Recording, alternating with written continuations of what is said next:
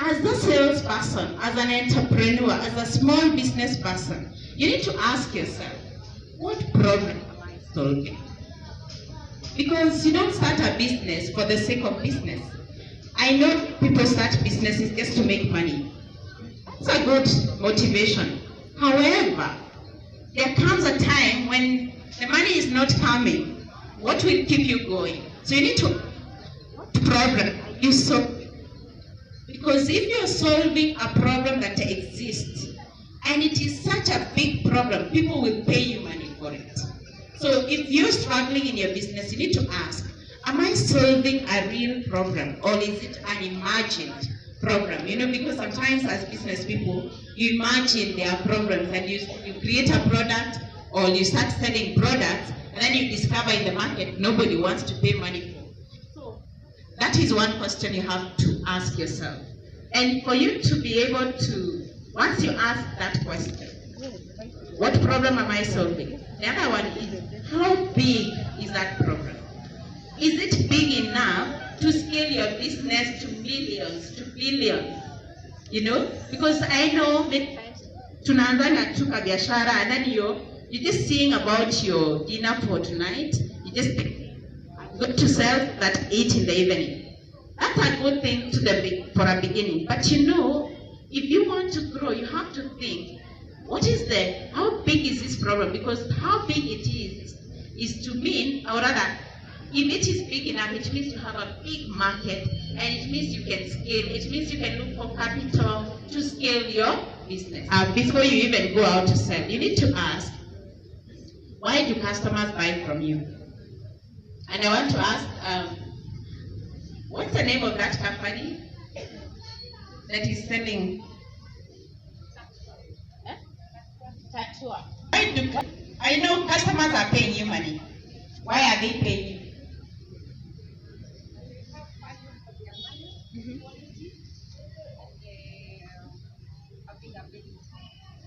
Good. Now, you need to ask yourself, but don't stop there. Ask them. Ask your customers, why do you come to buy every time, every month? Why do you buy from us? Because value is determined by the person consuming the product, not you. You're not the one who determines the value. But I'll give an example. There was a city, or rather a beach place, where they had a rock. And that rock, people used to travel from so far to come and see that rock, because it was believed that that rock, so long as it was there, it was bringing rain in that area. It was also a source of wealth. It was a source of peace. So people, found value with that rock. And one day, that generation ended, and nobody realized that the rock was, or rather, found value in the rock. So they never associated rain with the rock. They never associated wealth with the rock. And today, it is just there as a rock. Meaning the value ended, because the people who place value on anything are your customers. And once they find value, they will pay for it. So ask them, why do you buy from me? Why do you pay your money every month, every day to us? Okay? So we're still discussing value proposition. Value proposition is a combination, like the reason why customers buy. That is the value that you add. And somebody said that money is the reward for value added. So you will earn as much money depending on how much value you add. So you need to have a very compelling value proposition. A value proposition is a statement. One statement that talks about what exactly are you offering. Now, I want to give you characteristics of a good value proposition. Number one, it meets a need. Okay? So, whatever, your product must be meeting a need. Basically, it resonates with me as your customer. And I'll give you an example. I sell insurance. So, when I'm selling life insurance, for example, what if I found a school girl who is pregnant? Okay?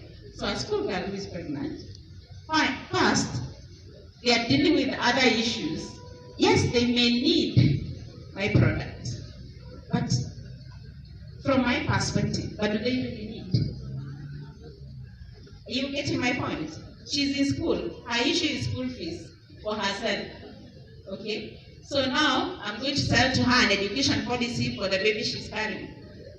So you see, I may think they need, but they don't. You get my point? I'm just using this example. So it must meet a need. It must resonate with your customer. Number two, you need to be unique. How is it unique compared to alternatives? Say, for example, how is Bismart unique from other brokers, from other agents? Our uniqueness is in there. You know, we give you on one page, compared from multiple insurance companies at your convenience. You get the point? You need to be unique. How do you differentiate your product from the other products in the market? And number three, can people trust that you can deliver? Can you substantiate that you actually can deliver the value? Say, for example, and there are many ways of substantiating. It could be you have served, say, 1,000 customers, or it could be customer testimonials.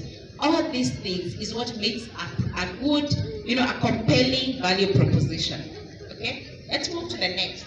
I'm still on the value proposition because many entrepreneurs, many businesses do not, articulate the value they add to the customers. That's why it's important to ask your customers why they buy from you, so that then what they give you, what they tell you, that is the value they derive from your product. And one thing I need to say is that the value I derive from your product may be different from the value that she gets from that product. So you have to keep listening. Okay? Now, let me give an example. I want us to look at the moment when you don't close sales, and people call this objection. Now, if you have a product that resonates, basically it meets a need to that customer. It is unique, meaning you can differentiate from other products in the market, and you can prove that you will deliver that value. You automatically close that sale. Why? Because it is where your customer need has met the value you're adding. So you convert that customer, or rather that particular person, into a customer.